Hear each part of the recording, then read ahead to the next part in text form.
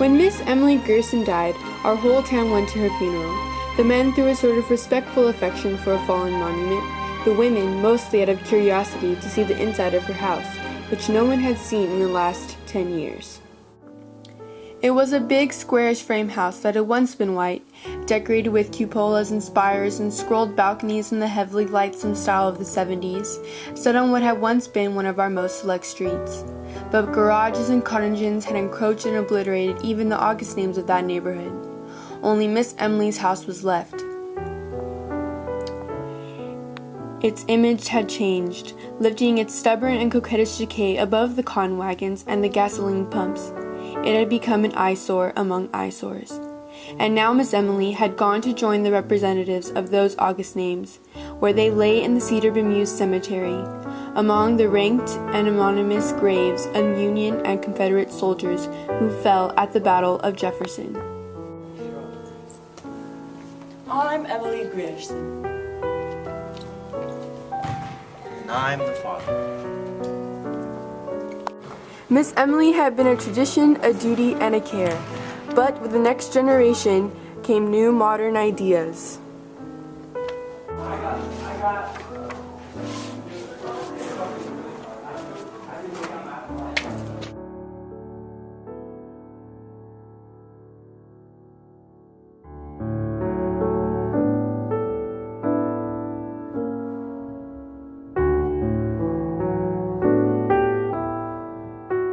Not responding to the notices. We must go speak to her ourselves.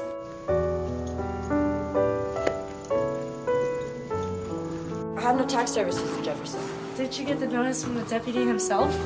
Yes, but I have no tax services in Jefferson. Ask the colonel. He's been dead for almost 10 years. I have no tax services in Jefferson. This was 2 years after her father's death, and a short time after her sweetheart had deserted her. Oh my god, it smells! Oh my god, we're right. Oh my god, it smells! Oh my god, we're right. Oh, look! Oh! I have to do something about that smell at Miss Emily's house. How am I supposed to tell a lady to her face that she smells? So they put lime all around her house to make it smell better. That was when people had begun to feel sorry for her.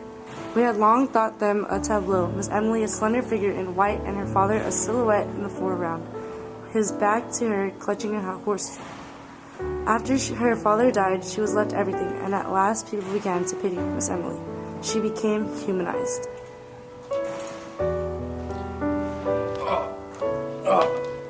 Father. We're sorry about your loss. My father's not dead.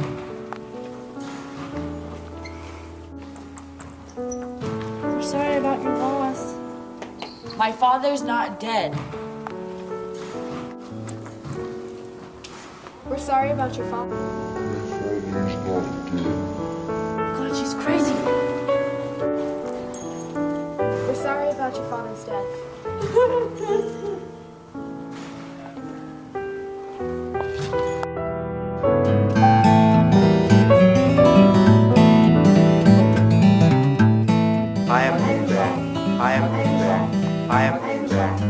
Miss Emily and Homer Barron were seen on Sunday afternoons driving in the yellow-wheeled buggy, and at first we were glad that Miss Emily would have an interest.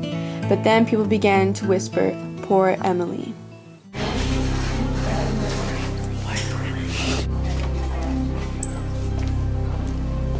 I want some poison. Yes, Miss Emily, no kind. Give me the arsenic.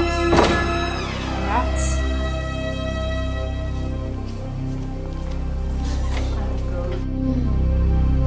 Well, we all thought she was going to kill herself the next day with the poison. But then we realized that she was hanging around Homer Barron a lot. We just figured that they would get married, especially when we saw her buying a men's suit. Then Homer Barron left, and he came back 3 days later. But come to think of it, he went into her house that evening, but I don't think we ever saw from him again. No, we definitely never saw him again. So I don't really know where he went or what happened to him. Well, besides that, We didn't see Emily for a long time either, but when she did come out again, she had gotten fatter and her hair was grayer. And her hair continued to get grayer, I guess, until her death. Poor Emily. When we walked into the room, we couldn't believe our eyes. There was a grown man's skeleton lying on the bed. It had been there for some time.